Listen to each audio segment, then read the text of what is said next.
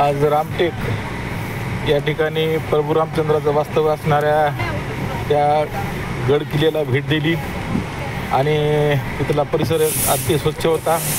त्या सर्व पायऱ्या 5000 वर्षापूर्वीच्या आहेत आणि असं या ठिकाणी जातेवर्षी इथं प्रभू रामचंद्राला फुलं अर्पण करण्यासाठी आम्ही ही फुल घेतली. समोर बी भरपूर वेगवेगळे त्या काळातली प्रभू रामचंद्र काळातली फुलं असते. त्या ठिकाणी प्रभू रामचंद्राचे हे सैन्य साथ करणारे आम्हाला त्या ठिकाणी प्रसाद खाण्यासाठी मागत होते.